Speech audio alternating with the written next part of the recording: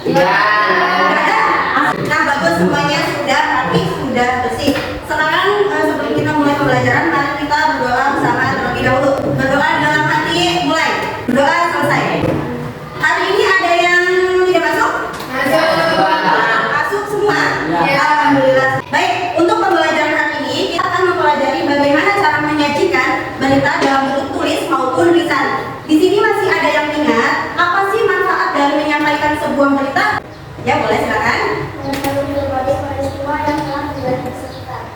Nah, jawabannya tepat, jawabannya bagus. Berita itu disampaikan untuk memberikan sebuah informasi tentang kejadian yang ada di sekitar. Pertanyaan terlebih dahulu sebuah video pembacaan berita.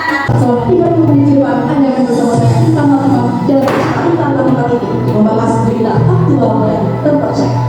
COVID-19 berdasarkan data Satgas Pelayanan COVID-19 per 9 November 2021 telah terjadi peningkatan tingkat kesembuhan pasien COVID-19.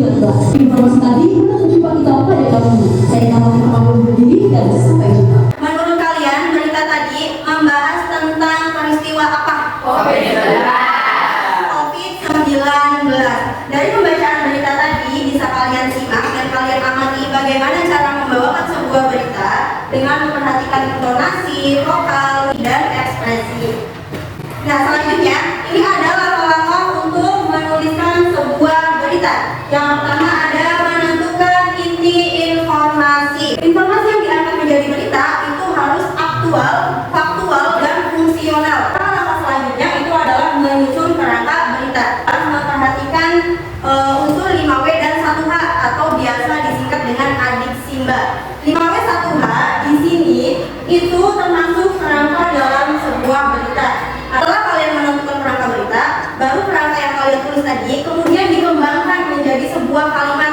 Kerangkanya disusun menjadi sebuah tulisan yang utuh, tulisan yang jelas supaya bisa dibaca dengan baik, bisa disampaikan dengan baik. Di sini ada contoh, boleh kalian perhatikan terlebih dahulu. Kemudian ada menentukan judul berita. Judul berita itu harus akurat, jelas, dan mencerminkan isi berita. Contoh, tadi kita bahas beritanya itu tentang COVID-19.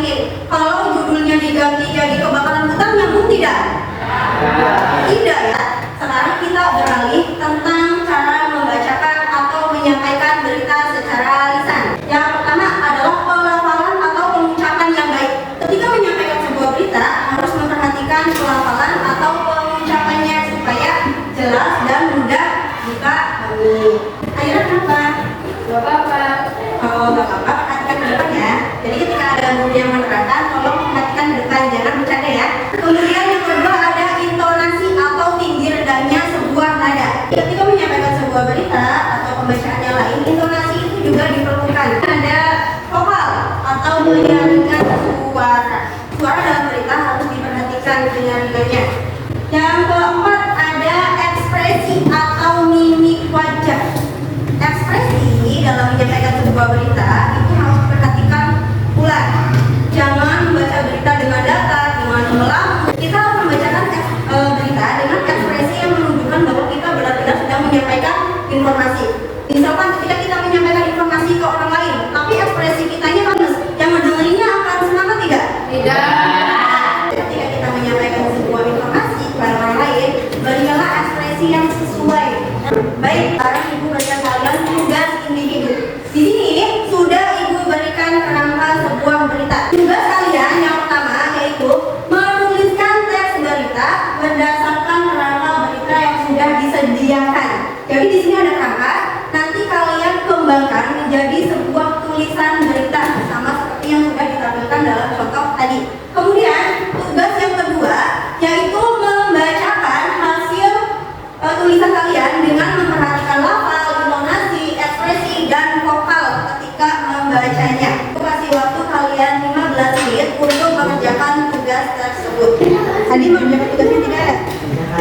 Tapi tadi kenapa habis saya lemes itu? Pas ibu ngejelasin untuk sebelum masuk kelas, cuci muka terlebih dahulu ya. Jadi supaya belajarnya semangat, jadi gak ngantuk kan. Semangat kerjain ya. Baik, waktu pengerjaan tugas individunya sudah selesai. Sekarang ibu akan panggilkan siapa yang membacakan beritanya terlebih dahulu. Di bulan 11 ya. Ibu lihat absen 11 itu ada Intan Waziroh.